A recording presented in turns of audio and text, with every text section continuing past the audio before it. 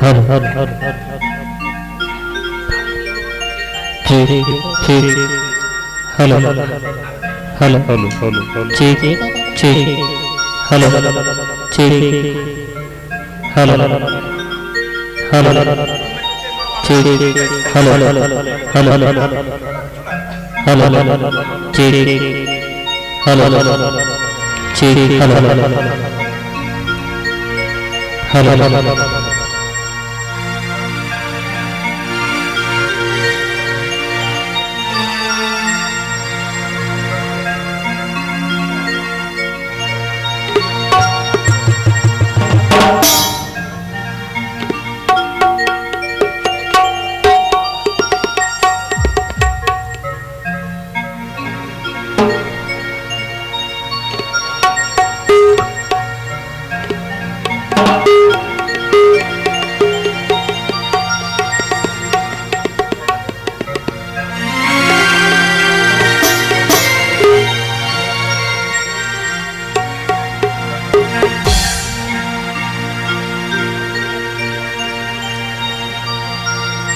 राधे राधे राधे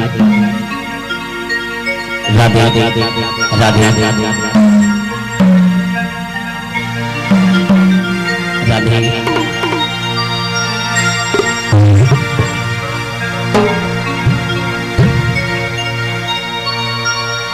आइएगा हमारे पांडे परिवार के द्वारा यहाँ पर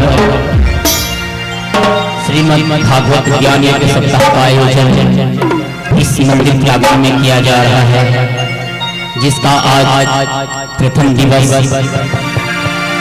जिसमें आज हमारे पांडे परिवार के द्वारा कलश यात्रा यहाँ पर पहुँच गई है। तो आप सभी से निवेदन है, चलो चलो चलो दुलरवा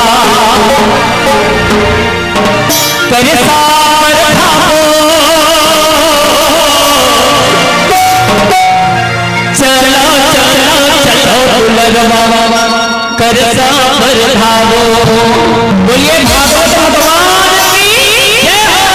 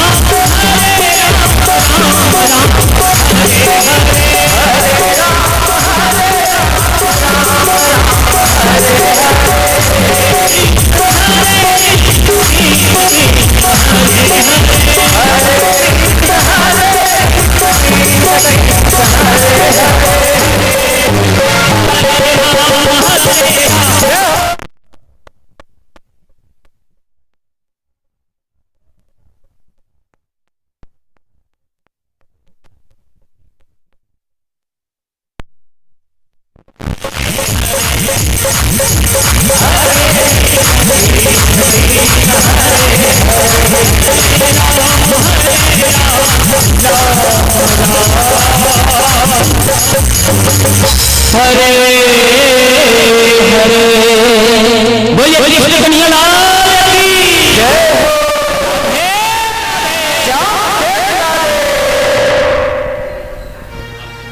आप सभी से निवेदन है अपने अपने स्थान में बैठ जाइएगा। आप सभी माताएं बहनें अपने अपने स्थान में बैठ जाइएगा। आप सभी से निवेदन है।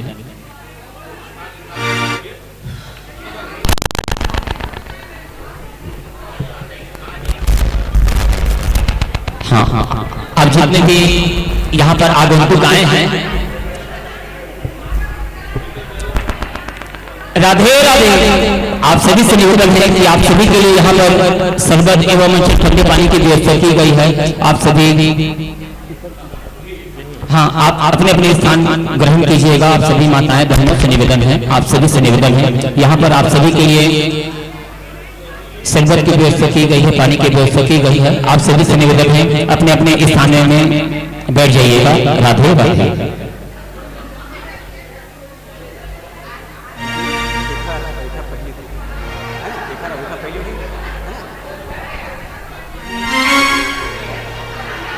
हरि ओम पिता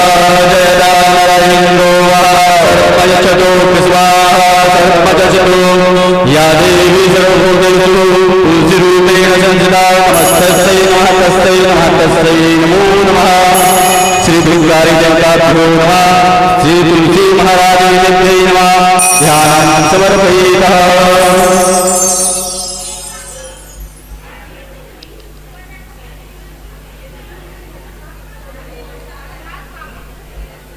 पीता इसके बाद पीता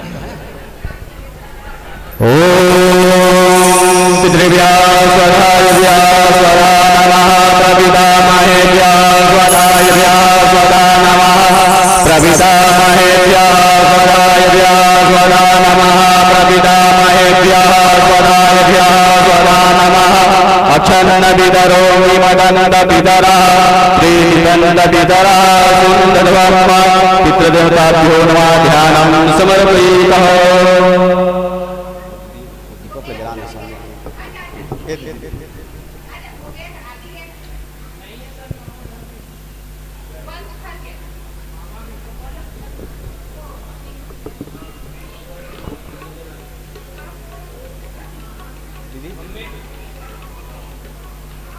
गोपाल जी और भागवत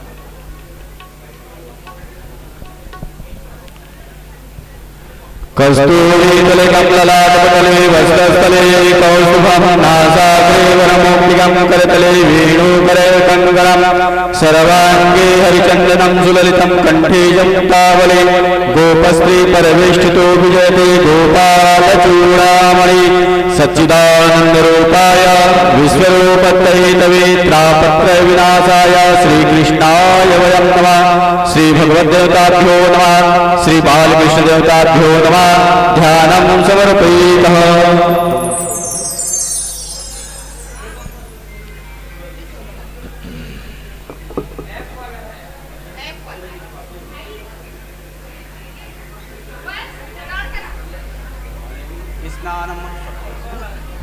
ओम देवचत्वासविदो प्रदवेस्मिनो बाहुभ्यां कृष्णो हस्ताभ्यां पाद्यपाद्यमस्तु अर्घ्यं गयाचन्दं सर्वाङ्गे स्नानं जलं समर्पयामि। हाँ रखिए।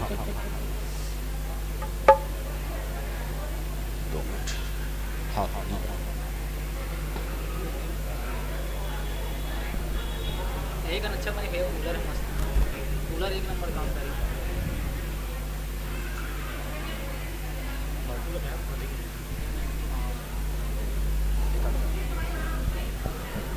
गन्धर्वागणस्वामिन्द्रस्वां बृहस्पतिः द्वामो पदे सोमो राजा विद्वान् यस्मादमुच्युत।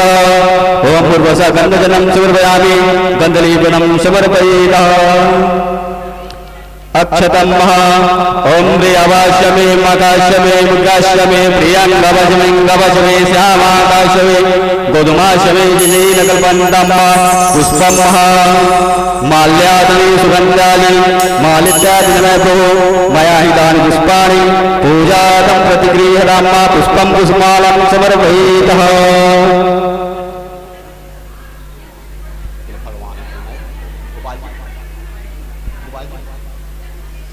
माल्यादि सुगन्धानि मालित्यादिनमो मया हितानि पुष्पाणि पूजातं प्रतिगृह्यतां पुष्पं पुष्पमालं समर्पयामि।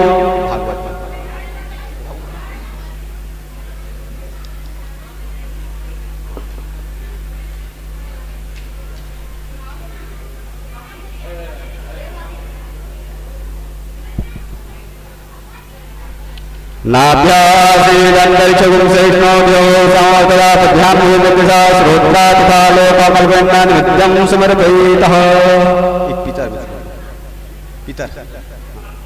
नित्यं समर्पयामि जलं समर्पयेतः।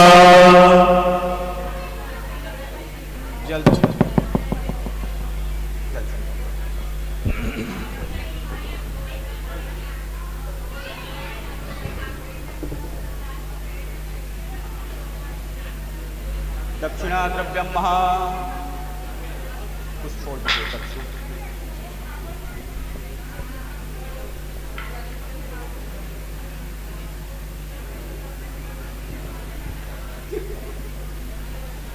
हिरण्यगर्भासामर्तदाग्रे भूतसजातवतिरेकाश्रीदासव्यापितविद्यामुभयमं तस्मै देवाय दीक्षां समर्पयेतः। प्रार्थनाः प्रार्थना करिए गोपाल जी भागवत जी का। राधा मेरी स्वामी और मैं राधे को दास जन्म जन्म मोहि दीजिए। श्री वृंदावनवास कृष्णाय वासुदेवाय देवकी नंदनाय च नंद गोपकुमाराय गोविंदाय नमो नमः। बोल वृंदावन बिहारी लाल की, भागवत भगवान की, व्यासनारायण भगवान की।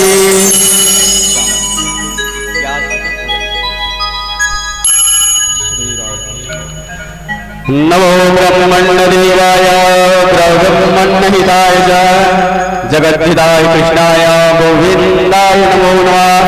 श्री व्यासाय व्यासरूपाय विष्णुरूपाय ते नमः। ध्यानं समर्पयेतः।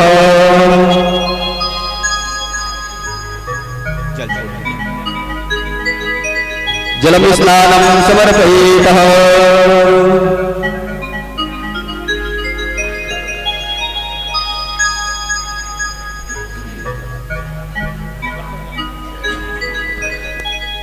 गन्धचन्दनं समर्पयामि गन्धलेपनं समर्पयेतः।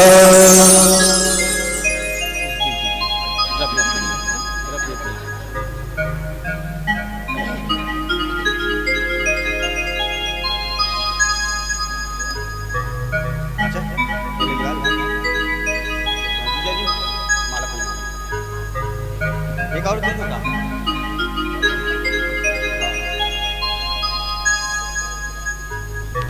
पुष्पं पुष्पमालं समर्पयामि। बोलो व्यासनारायण भगवान की।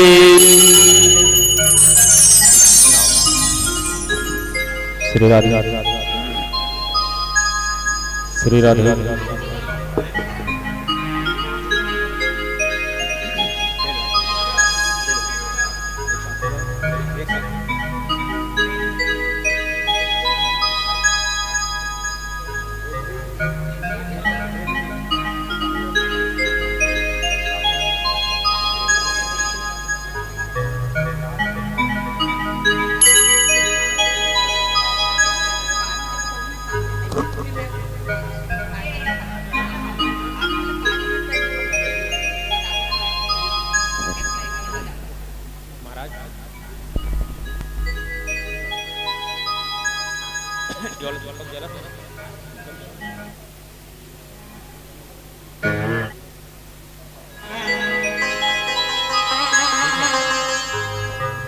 श्री राधे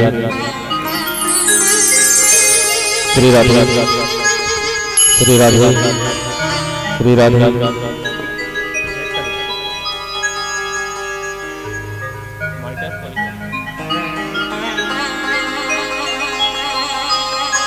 श्री राधे श्री राधे मॉनिटर खोल दे, मॉनिटर। श्री राधे श्री राधे श्री राधे श्री राधे श्री राधे श्री राधे श्री राधे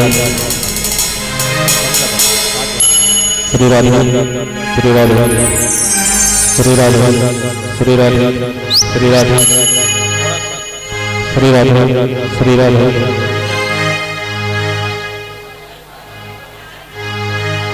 श्री राधे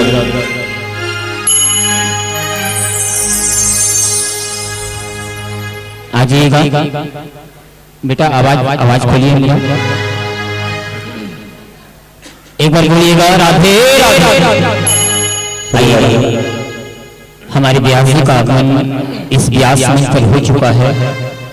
कथा का प्रथम दिवस, तो आप सभी आज हमारे गुरु जी के श्रीमुख से आप आज से प्रथम दिन से भागवत की कथा का श्रवण करने जा रहे हैं।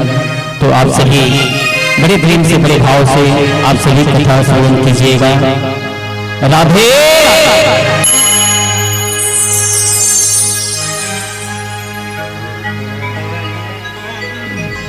श्री राम हरे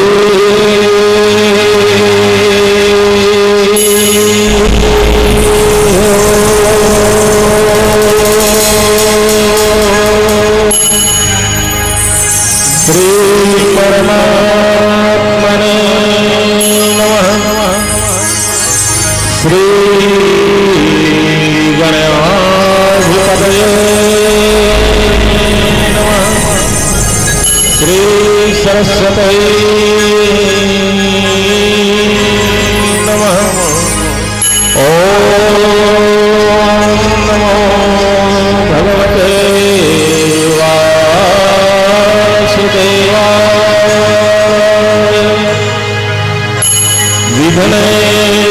विघ्नेश्वराय लंबोदराय मुक्तिकाय नागाननाय श्रुतियज्ञ विभूषिताय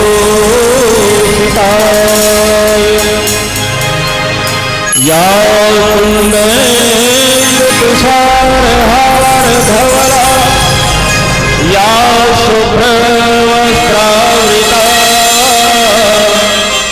या मीनाम्बरदण्डमण्डितकरा या श्वेतपद्मासना या ब्रह्माच्युतशङ्करः प्रभृतिभिः सदा वन्दिता सा मम पातु सरस्वती भगवती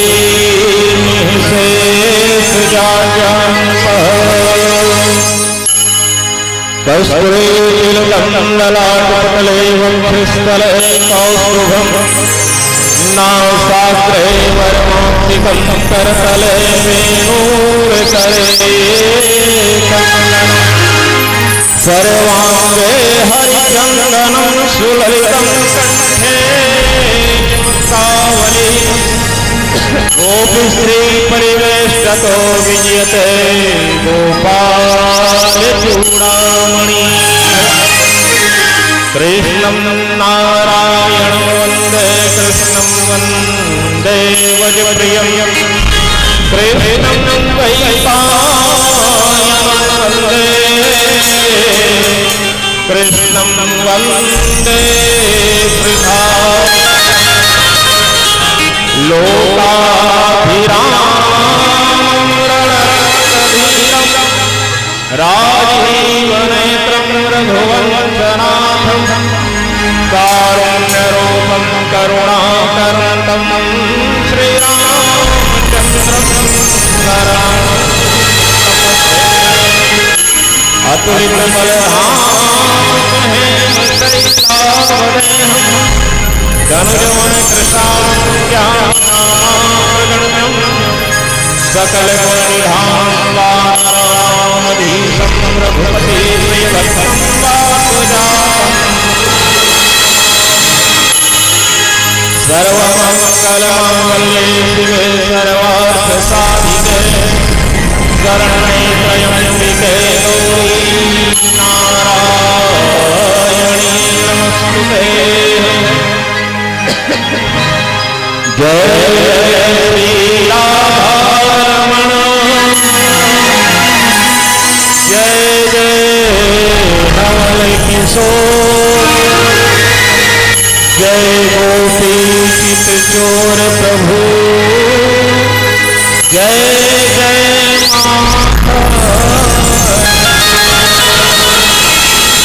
राधा मेरी स्वामिनी मैं राधे को दास जन्म जन्म मोहि देखियो श्री वृंदावन।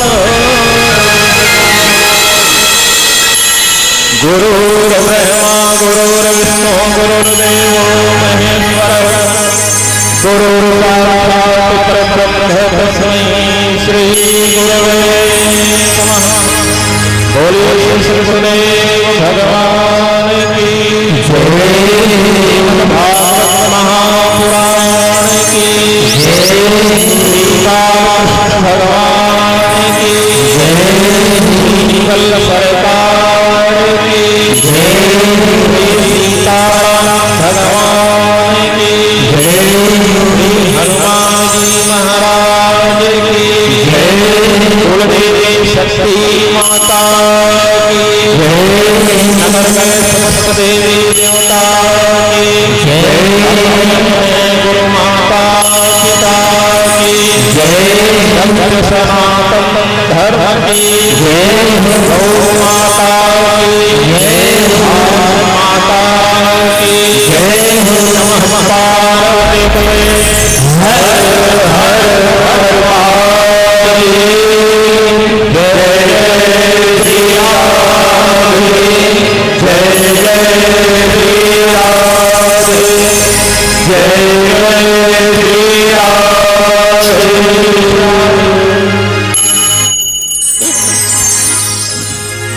आप सब सज्जन वृंद, ममतामय करुणामय दयामय वात्सल्यमय माताएं, समस्त प्रबुद्धजन, सबसे पहले आप सबके हृदय पर निवास करने वाले जगदाधार परमपिता परमेश्वर अखंड ब्रह्मांड नायक यशोदा नंदन देवकी नंदन नंदनंदन वासुदेव रास बिहारी कृष्ण बिहारी गिरवरधारी माखन चोर चीत चोर मुरली मनोहर श्री राधिका वल्लभ भगवान कन्हैया के साथ साथ विश्वान दुलारी श्री कृष्ण प्रिया राधा जी को साष्टांग प्रणाम। ये रघुकुल शिरोमणि दशरथ नंदन भगवान राघवन सरकार के साथ साथ जनक नंदनी श्री सीता जी के श्री चरणों में साष्टांग प्रणाम। हम और आप सबको भगवत कथा कहने और सुनने की शक्ति प्रदान करने वाले आंजनेय पवन पुत्र श्री हनुमान जी महाराज के श्री चरणों में साष्टांग प्रणाम। छत्तीसगढ़ की राजधानी रायपुर के समस्त आराध्य देवी देवता के श्री चरणों में प्रणाम। यहाँ की पावन धरती पावन मिट्टी को शत शत नमन प्रणाम करते हुए पांडे परिवार की कुल देवी माता शक्ति के श्री चरणों में सादर प्रणाम समर्पित करते हुए आइए हम और आप सब बड़े ही भाग्यशाली हैं जो आज इस धराधाम को छोड़ करके देवलोक वासी श्रद्धे श्री मोहितलाल जी पांडे की पुण्य स्मृति में वार्षिक श्राद्ध की इस अवसर पर श्रीमद् भागवत सप्ताह ज्ञान यज्ञ का आयोजन पांडे परिवार की ओर से किया गया है। कथा के मुख्य यजमान स्वरूप व्यास जी के सन्मुख बैठे हुए आदरणीय समीर पांडे जी, उनकी धर्मपत्नी श्रीमती उषा पांडे, बड़ी बहन संध्या शुक्ला जी, छोटी बहन है, नाम से थोड़ा सा कंफ्यूजन हो जाता है, लीना दीवान जी, चाची जी बैठी हैं, चाची जी हैं। अच्छा सही, जितने भी पांडे परिवार के परिजन हैं आप सबको बहुत बहुत अभिनंदन, स्वागत व्यास से। जय श्री कृष्ण, जय श्री राम।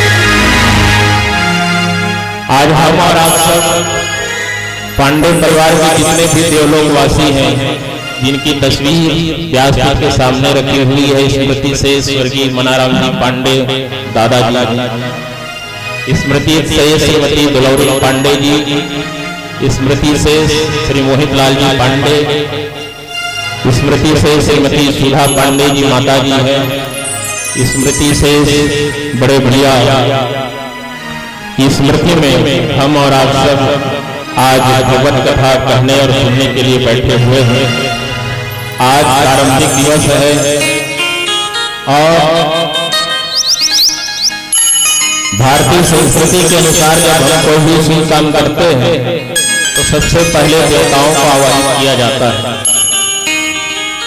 पांडे निवास सन कपाट सदन में समस्त देवताओं को आवाहित किया गया, अखंड ज्योति प्रज्वलित की गई और जैतूसा मठ मंदिर के इस पवित्र धराधाम पर भागवत कथा प्रारंभ होने जा रही है, जहां पर स्वयं रघुकुल शिरोमणि भगवान राघवेंद्र सरकार सपत्नी अपने लघु भ्राता लक्ष्मण जी के साथ बैठे हुए हैं। आंजनेय हनुमान जी हैं, भगवान शंकर है और भारतवर्ष के राष्ट्रपिता महात्मा गांधी तो इसी हाल में बैठे हुए हैं सामने में।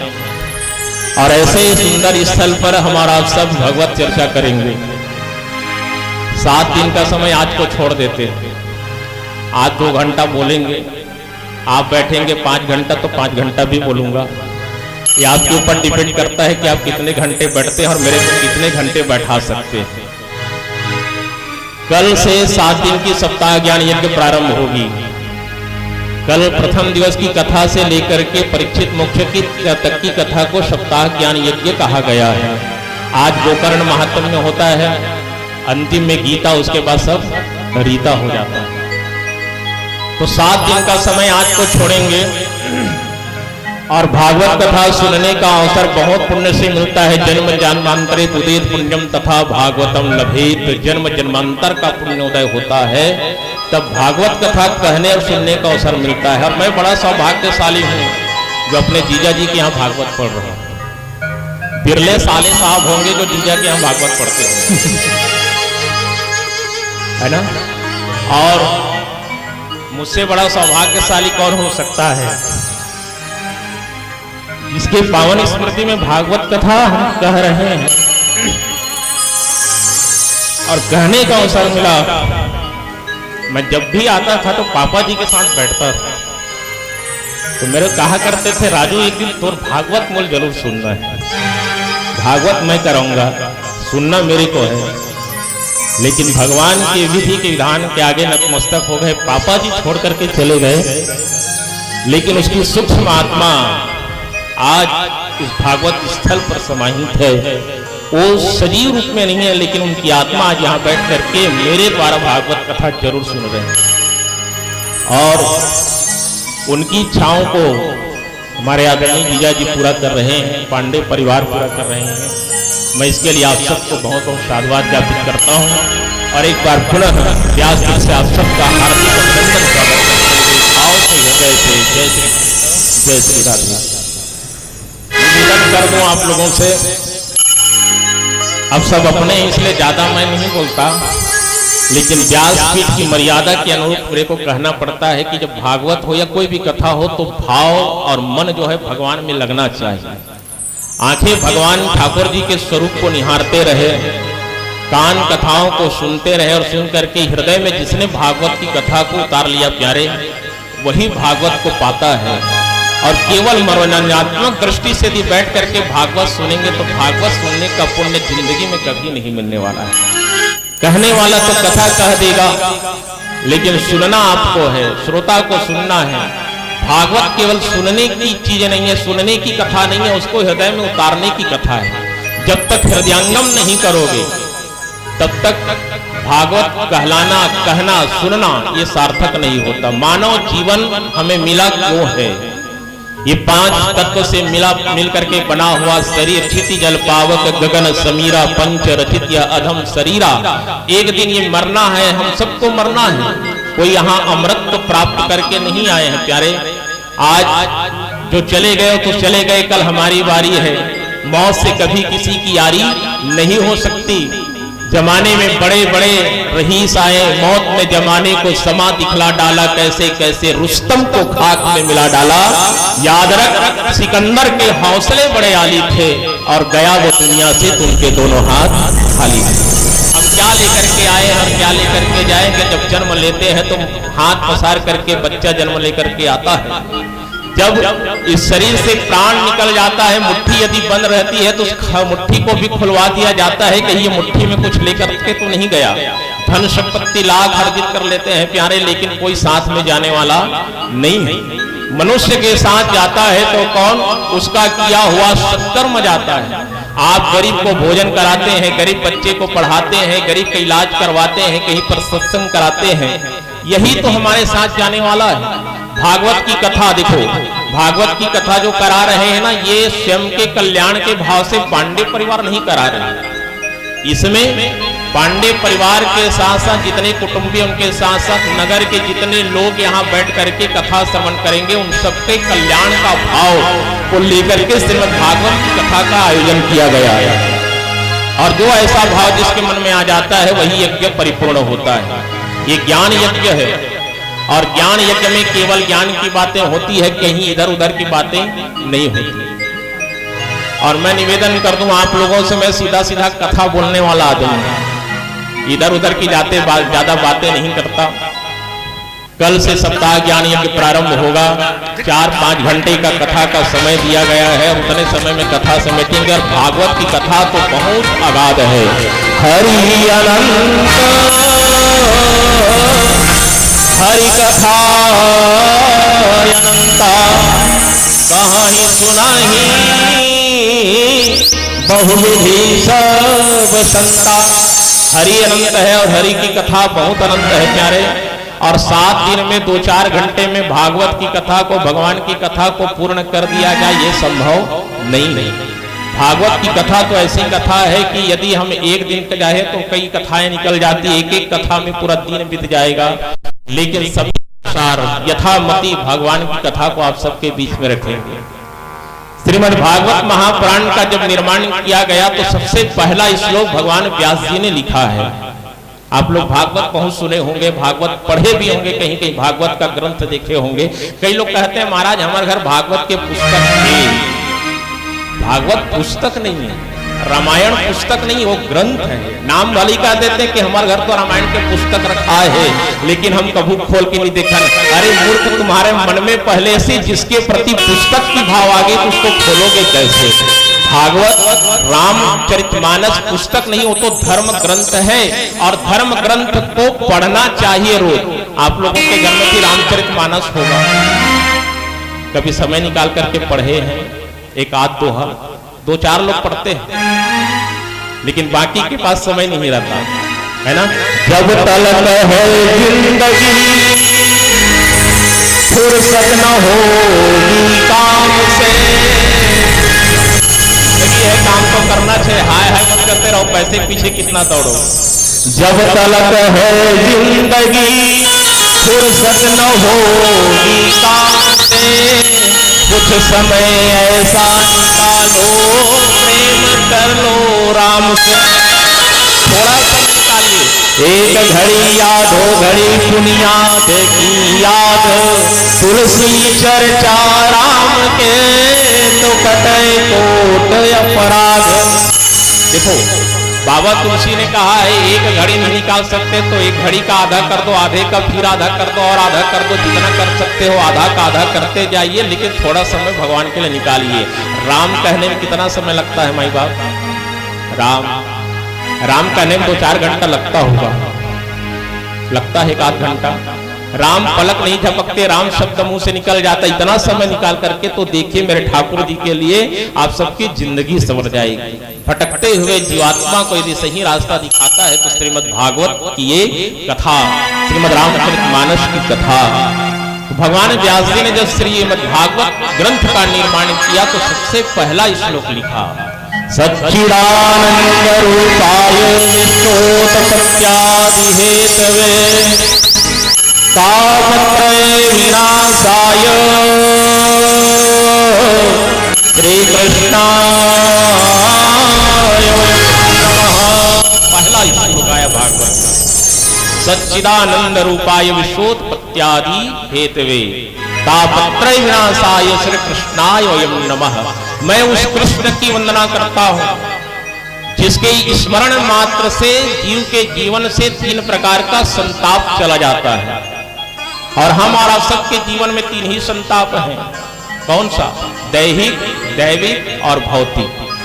सबके जीवन में दैहिक संताप बना हुआ है। शरीर में कष्ट आता है, यही दैहिक संताप है। आज स्वस्थ हैं, अभी बैठे हो, 1 आध घंटा बाद पैर दर्द होगा जमीन में बैठने वालों, इसलिए कुर्सी की व्यवस्था है।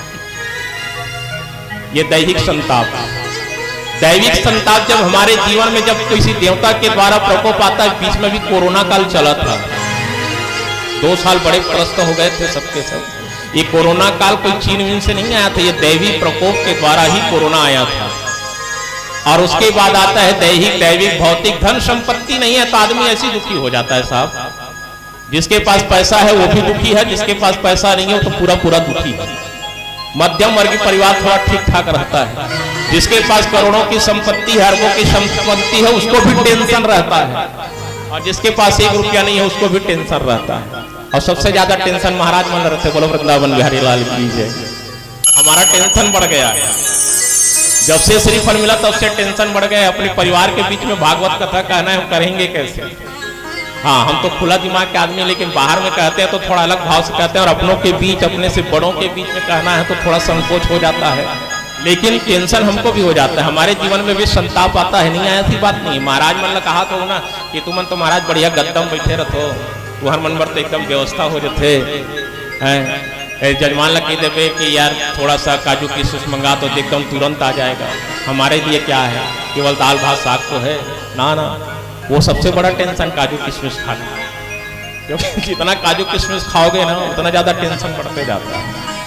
हाँ, इसीलिए भागवत की कथा में सबसे पहला जो श्लोक आया, मैं उस कृष्ण की वंदना करता हूं। कौन सा कृष्ण? जिसमें सत्य, चित, आनंद समाहित हुआ है। भगवान कृष्ण में 3 चीजें हैं। सत्य, जीवन में सत्यता को कभी नहीं छोड़ना।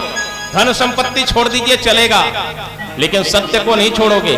सत्य जिस दिन हमारे हृदय से चला गया, हमारे जीवन से भी सत्यता चली जाती है, तो सत्यता के जाने के बाद धन संपत्ति खुद ब खुद चला जाता है। वो वृंदावन बिहारी लाल की जय। सत्य है तो संपत्ति हम कमा सकते हैं। जहां सत्य रहता है वहीं पर लक्ष्मी जी आती है, और सत्य चला गया तो लक्ष्मी खुद ब खुद चली जाती है। सत्य, चित और आनंद। आनंद यही मिलने वाला है। आनंद कहां मिलता है? गोल बाजार में। हाँ, पूरी हट में मिलता है, बोल रहे हैं। बोलो वृंदावन बिहारी लाल की जय। आनंद वही मिलेगा। जाग बोलना, ए भैया 1 आध दर्जन आनंद दे दो, 1 आध दर्जन आनंद दे दो, मैं पहन लूं। हाँ, तो आनंद वहां नहीं मिलेगा। आनंद कहाँ मिलता है? भगवान की कथा में मिलता है। हाँ, यही पर आनंद जो भगवान के स्वरूप को देखते। देखो, एक बढ़िया बात बताऊं मैं आप लोगों को। व्यासपीठ में ठाकुर जी की मुंह दर्शकों के और श्रोताओं की ओर क्यों किया जाता है? बताइए। ठाकुर जी आप लोगों की तरफ है ना मुंह, मेरे तरफ तो नहीं है। क्यों किया जाता है? क्योंकि श्रोता जो है भगवान के वो सत्यचित आनंद स्वरूप को देखता रहे और देख करके कथा को सुनता रहे। मेरे तरफ तो उसका केवल पीठी ही है, मैं उसी को देख लेता हूं, है ना। लेकिन भगवान श्रोताओं की ओर मुख करके बैठते हैं कि मेरे श्रोता जो है मेरी कथा को सुन रहे हैं, तो उसके जीवन में 3 संताप नहीं आना चाहिए। मैं उस कृष्ण की वंदना करता हूं जिसके अंदर आनंद समाहित हुआ है। जैसे दूध में छिपा हुआ तत्व दिखाई नहीं देता। दूध में क्या रहता है? मिल्क में क्या रहता है? सार तत्व निकलता है दूध से, जिसको बोलते हैं मक्खन। और मक्खन को प्राप्त करने के लिए व्यक्ति को मेहनत करना पड़ता है। जब तक मेहनत नहीं करोगे, परिश्रम नहीं करोगे, तब तक दूध से मक्खन प्राप्त नहीं होता। उसी प्रकार से जब तक परिश्रम नहीं करोगे, तब तक भगवान की भक्ति मिलने वाली नहीं है, आनंद मिलने वाला नहीं है। कहोगे चलो ठीक है, पांडे परिवार ने भागवत का आयोजन कर दिया तो थोड़ा परिश्रम कर लेते हैं, कलश यात्रा में शामिल हो जाते हैं, और जा करके आनंद मिल जाएगा, ऐसा नहीं है। केवल कलश यात्रा में शामिल होने से आनंद नहीं मिलने वाला है भाई, इसके लिए 5 घंटा बैठना पड़ेगा रोज। कितने घंटे? हाँ, 5 घंटे बैठोगे तब आनंद मिलेगा, अन्यथा मिलने वाला नहीं। अच्छा, आप कुछ बोल रहे हैं। और एक बात बता देता हूँ, बातें आप लोग कम करना, मेरी बात को ज्यादा सुनना, क्योंकि मेरे को सुनाने के लिए बैठाया गया है। मैं सुनूंगा कब? यहां से उतरने के बाद, ठीक है? कथा ध्यान से सुनिए। देखिए, मैं पहले बताया ना, भागवत की कथा में इतनी कथाएं हैं कि समय कम पड़ जाता है हमारे लिए, तो हम तो केवल कथा करते हैं भाई, बाकी कोई मनोरंजन हमारे पास नहीं मिलेगा। बीच बीच में थोड़ा बहुत इधर वाले गाएंगे बजाएंगे, उसमें आप लोग आनंद लीजिएगा। तो भगवान की कथा में आनंद प्राप्त करना है तो सबसे पहले चीज करना पड़ेगा आपको परिश्रम, और यही परिश्रम है। धन दौलत कहीं से भी इकट्ठा करके आयोजन किया जा सकता है, लेकिन जो शारीरिक परिश्रम करता हो, अपने मन को तन को जो लगा करके भागवत की कथा में बैठता है, उसी को भागवत कथा सुनने का फल प्राप्त होता है। बोलो भागवत भगवान की जय। संसार में देखिए भाई, हर कोई आदमी दुखी है, कोई तन दुखी, कोई मन दुखी, कोई धन बिन रहत उदास। एक कवि का बढ़िया भाव आया है, कोई तन दुखी, कोई मन दुखी, कोई धन बिन रहत उदास। थोड़े थोड़े सब दुखी और सुखी राम के दास। संसार में कोई धन से दुखी है, कोई तन से दुखी है, कोई मन से दुखी है, थोड़े थोड़े सब दुखी हैं, लेकिन संसार में वही जीव सुख से रह सकता है जो राम का दास होता है, जो राम को अपना लेता है, कृष्ण को अपना लेता है, उसी के जीवन में सुख रहता है प्यारे, वरना सबके सब दुखी है। भागवत की ये कथा आज गोकर्ण की कथा है, गोकर्ण महात्म्य का कथा है। ज्यादा लंबा कथा नहीं है आज की, कल से सप्ताह ज्ञान यज्ञ प्रारंभ होगा। भगवान व्यास जी ने कहा, देखो परमात्मा के दर्शन करने के 3 प्रकार बताए गए। भगवान का दर्शन यदि करना है तो उसके लिए 3 प्रकार बताए गए हैं भगवान के दर्शन का। पहला क्या कि स्वप्न में भगवान की झांकी का दर्शन करना चाहिए। जब हम सुसुप्त अवस्था में रहते हैं तो उस समय जब स्वप्न आ जाता है तो भगवान के सुंदर स्वरूप का दर्शन करना ये पहला प्रकार है। और हम लोग इतने अभागे मनुष्य हैं जो स्वप्न में कभी भगवान का दर्शन नहीं कर पाते। अच्छा, इतने लोग बैठे हैं, बताइए कौन कौन एक आध दिन भगवान का दर्शन किया होगा? बिरले लोग होंगे जिसको भगवान दर्शन देते हैं स्वप्न में, एक आध लोग होंगे। किसी को शिव जी दिखाई दे देते हैं, किसी को राम जी दिखाई देते हैं। तो स्वप्न में भगवान के सुंदर झांकी का दर्शन करना, ये पहला प्रकार है। दूसरा प्रकार बताया कि मंदिर में जाकर के जो स्थापित मूर्ति है उसमें भगवान के स्वरूप का दर्शन करना। हम मंदिर जाते हैं, बगल में भगवान राम दरबार सजा हुआ है, राघव जी हैं अपने सपत्नी और छोटे भाई के साथ में। जब वहां जाते हैं तो भगवान के स्वरूप का दर्शन हो जाता है। अब भगवान को कौन किस भाव से देखता है वो देखने वाले के ऊपर निर्भर करता है। जाकी रही भावना जैसी, प्रभु मूरत देखें तीन तैसी। माताएं अपने पुत्र के रूप में देख सकती हैं, भाई के रूप में देख सकती है, कोई अपने मित्र के रूप में देख सकते हैं, कोई दिक्कत नहीं। जिसकी भावना जैसे रहेगी, मंदिर में जाकर के उस मूर्ति पर भगवान का दर्शन करना। हम वहां जाकर के खड़े होते, देखिए हम लोग एक गलती करते हैं, जब मंदिर में जाते हैं ना तो प्रायः लोग आंख को बंद कर देते हैं, करते हो ना ऐसा? हाथ जोड़ करके आंख को बंद करके हम लोग कुछ कुछ जो भी आता होगा स्तुति करते हैं, लेकिन भगवान के मंदिर में जब जाते हैं ना तो आंखें बंद करके नहीं खड़े होना चाहिए। जितना हो सके भगवान के स्वरूप का दर्शन करिए। जितना देर आप खड़े रहें भगवान के स्वरूप अपने आंख के माध्यम से अपने हृदय पर स्थापित करिए। ये भगवान के दर्शन का दूसरा प्रकार बताया गया। तीसरा प्रकार बताया है कि ईश्वर का अपरोक्ष दर्शन, यही सबसे उत्तम दर्शन है। हम कहीं भी रहें, चाहे कथा में रहें, मंदिर में रहें, घर में रहें, कहीं पर भी रहें, भगवान का अपरोक्ष रूप से दर्शन हो जाए तो यही सबसे सर्वोत्तम दर्शन माना गया है। ये 3 प्रकार भगवान व्यास जी ने बताया भगवान के दर्शन करने का। अब आप लोग कौन सा दर्शन कर रहे हैं अभी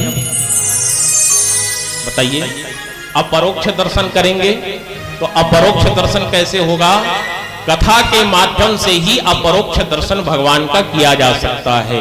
हम कथा में देखिए, कथा जब सुनते हैं और कथा जब कहते हैं तो वो घटनाक्रम जब सामने आ जाता है, लीलाएं सामने आ जाती, आंखों के सामने वो लीला, जैसे भगवान की बाल लीला जब चलेगी, बाल लीला की कथा, माखन चोरी की कथा चल रही है तो हमारे आंख के सामने दिखना चाहिए कि भगवान अपने छोटे छोटे ग्वालों के साथ ग्वालिनों के घर जा करके माखन की चोरी कर रहे हैं। कथा के माध्यम से वो झांकी का दर्शन होते रहना चाहिए आंखों के माध्यम से। हम ये ना देखें कि हम तो जैतू साव मठ मंदिर के प्रांगण पर बैठे हैं, व्यासपीठ पर बैठ करके महाराज जी कथा बता रहे हैं, हम कथा को सुन रहे हैं, बस नहीं, ध्यान आंखें मेरी तरफ है, ठाकुर जी को देख रहे हैं, ठीक है, लेकिन वो पूरा दृश्य हमारे आंख के सामने जब झूमने लग जाए तब पूर्ण भागवत कथा को कहने और सुनने का आनंद मिल जाता है।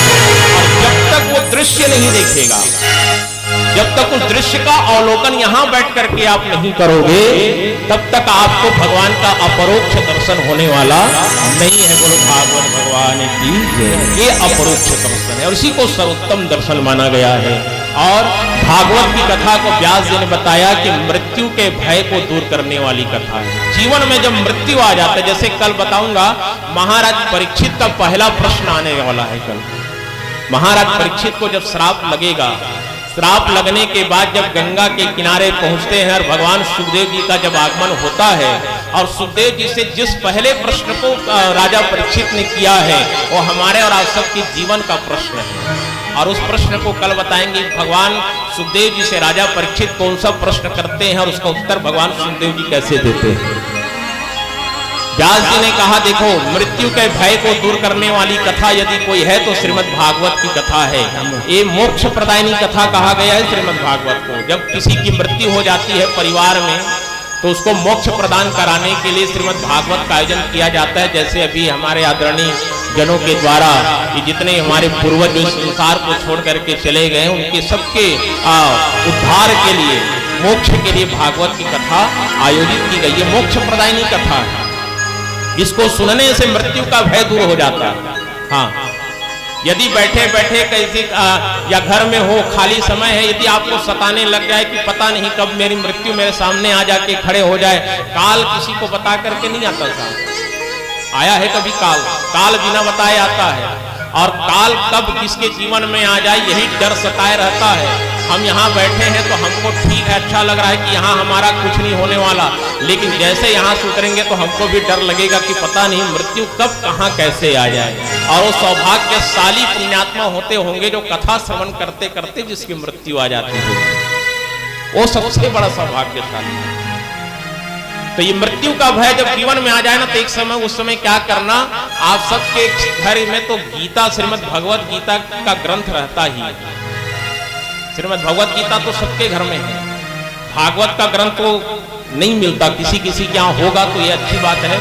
लेकिन यदि आपके जीवन में कभी ऐसी स्थिति पैदा हो जाए कि मुझको लगता है कि अब तब मैं मरने वाला हूं, तो भागवत को याद कर लेना, भागवत की कथा को याद कर लेना, स्मरण कर लेना, और कुछ नहीं आए तो अभी जिस श्लोक को मैंने बताया है उस श्लोक का पठन पाठन कर लेना, आपके जीवन से मृत्यु का भय चला जाएगा। बोलो भागवत भगवान की जय। कौन सा श्लोक? सच्चिदानंद रूपाय विशोत्पत्त्यादि हेतवे तापत्रय विनाशाय श्री कृष्णाय वयं नमः। ये नहीं आएगा तो भगवान के 12 अक्षर मंत्र तो सबको आता है। भगवान का 12 अक्षर मंत्र कौन सा है? ओम नमो भगवते वासुदेवाय। कई लोग नमः जोड़ देते, नमः नहीं जोड़ना, नमः जोड़ोगे 12 अक्षर खत्म हो जाएगा। केवल इतना ही है, जब जीवन में मृत्यु का भय आ जाए प्यारे तो इस 12 अक्षर मंत्र को ही जप लेना। ओम नमो भगवते वासुदेवाय। जितने आपका सामर्थ्य है आप जाप करते रहें, आपके जीवन से मृत्यु का भय चला जाएगा। और उस मंत्र का जाप करते करते यदि आपका प्राणांत हो जाता है तो मोक्ष की प्राप्ति होती है। गरुड़ पुराण की कथा सबने सुना होगा। गरुड़ पुराण, हम लोग ब्राह्मण हैं और हमारे घर में जब किसी की मृत्यु होती है तो गरुड़ पुराण अनिवार्य रूप से कराया जाता है। उसमें भी बताया गया है जब मृत्यु निकट आ जाए तो उस समय क्या करना। यदि वो व्यक्ति पढ़ने का सामर्थ्य रखता है तो स्वयं भागवत के 2-4 श्लोक को पढ़ ले या भगवान के 12 अक्षर मंत्र का जाप कर ले।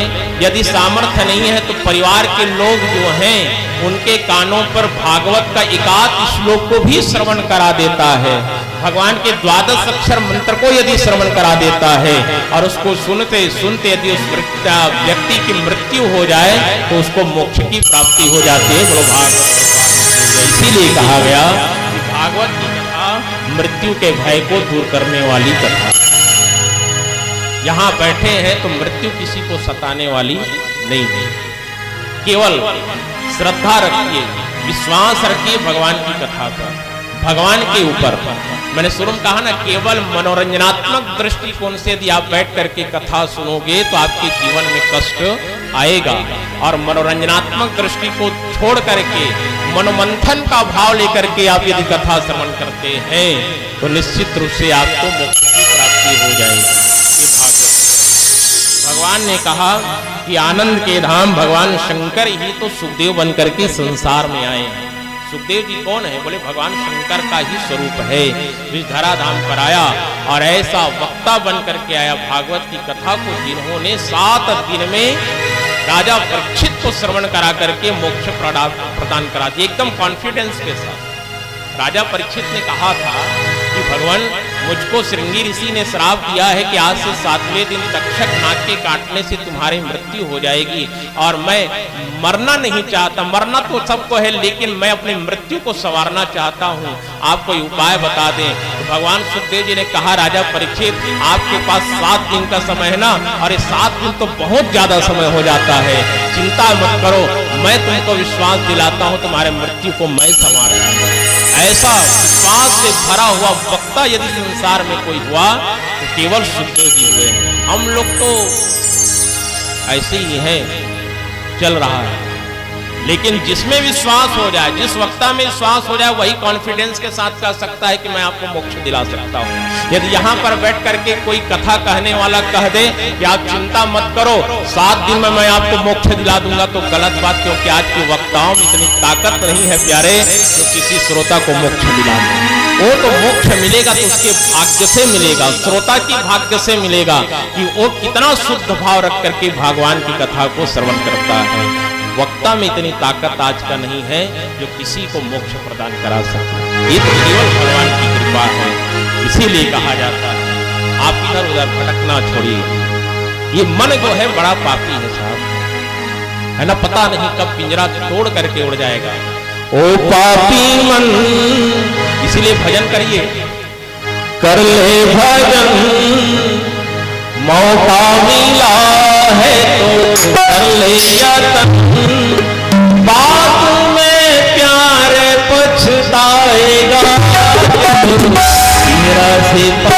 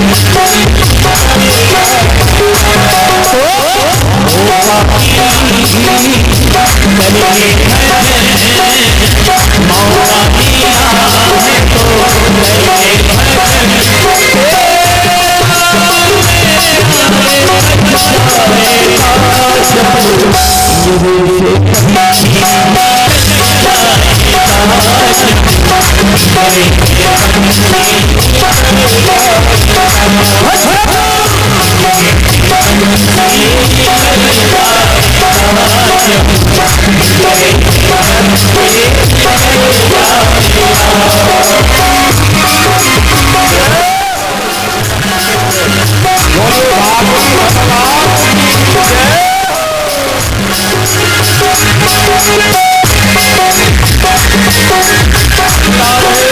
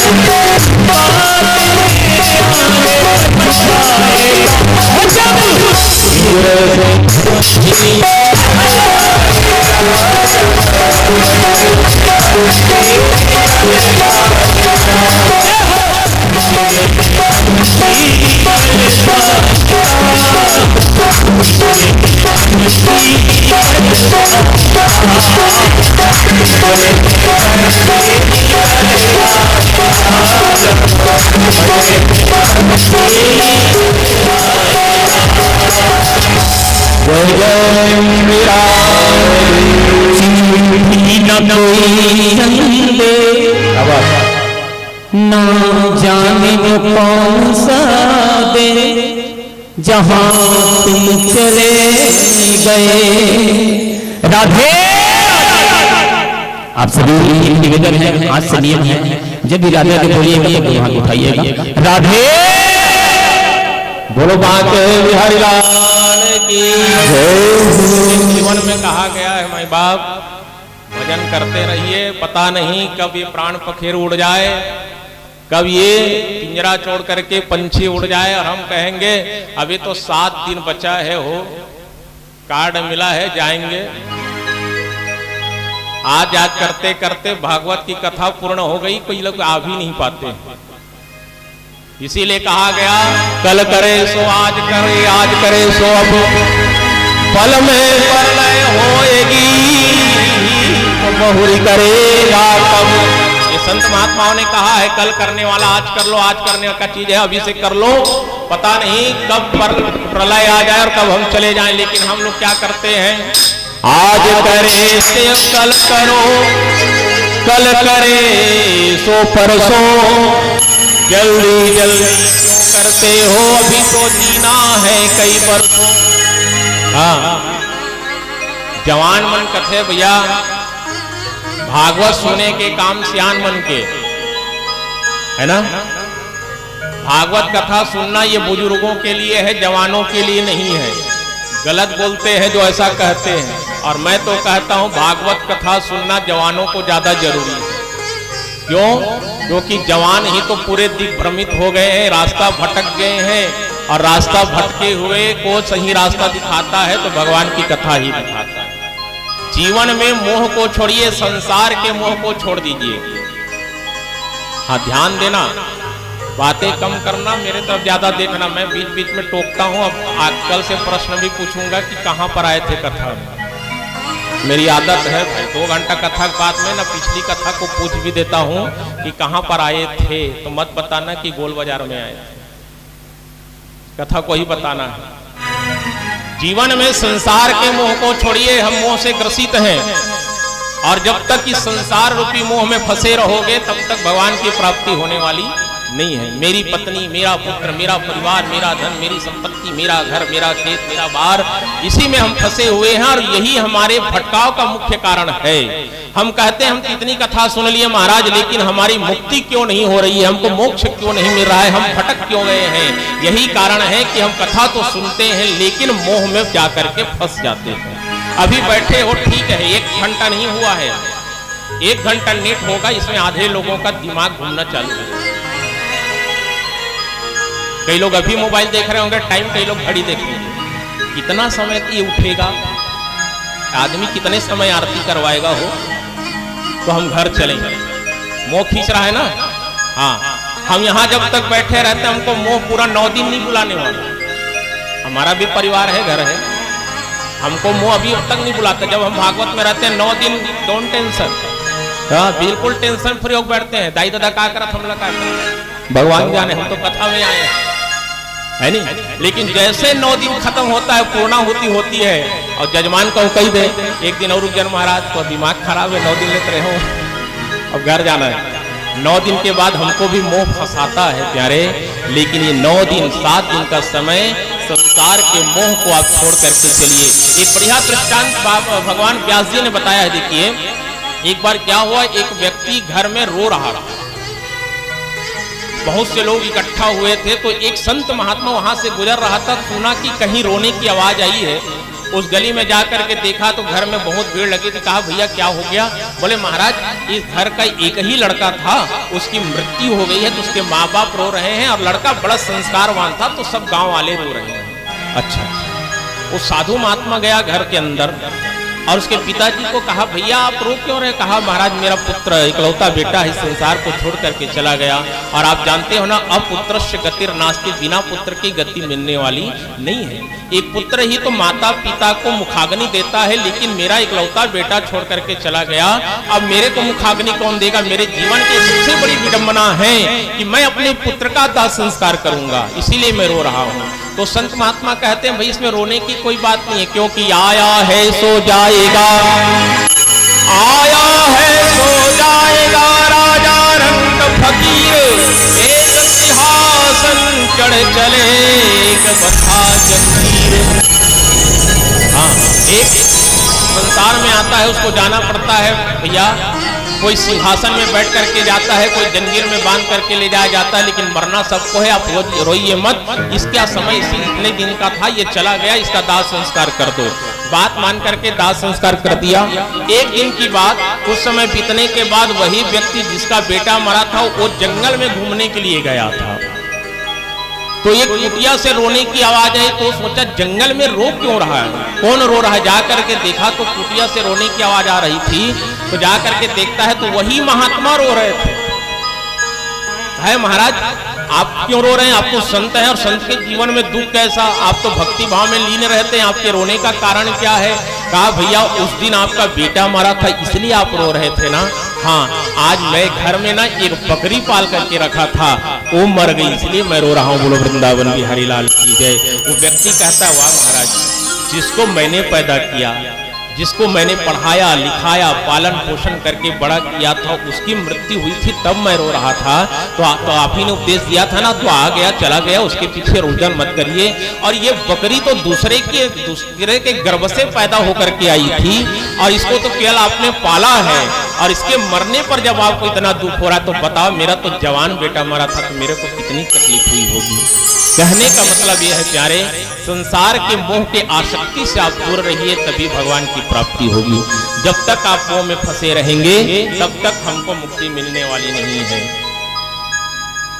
भगवान व्यास जी कहने लगे एक बार की बात, बद्रिका आश्रम में एक दिन देवर्षि नारद जी आए हुए। कैसे आते हैं देवर्षि नारद जी? भगवान का गुणगान करते हुए, श्रीमन नारायण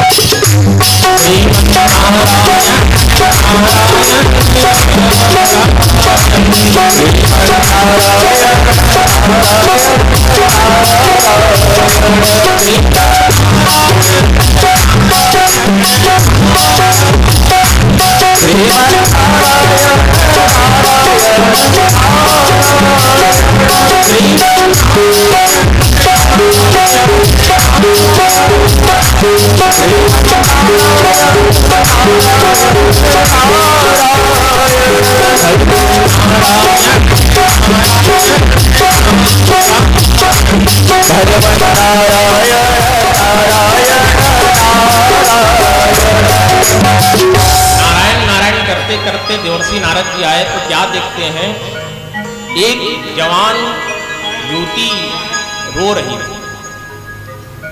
उसके रोने की आवाज को देवर्षि नारद जी सुने तो सहसा उसके पास जा करके देखते हैं तो एक जवान युवती है, रोदन कर रही है। देवर्षि नारद जी प्रश्न करते हैं, कहा देवी आपके रोने का कारण क्या है? देवर्षि नारद को देख करके उस युवती ने प्रणाम किया और प्रणाम करके कहने लगे, कहा महात्मन ये नीचे जो दो जने बेहोश पड़े हैं ना अचेत अवस्था में, ये मेरे पुत्र है, वृद्ध अवस्था में है, अचेत अवस्था में। देवर्षि नारद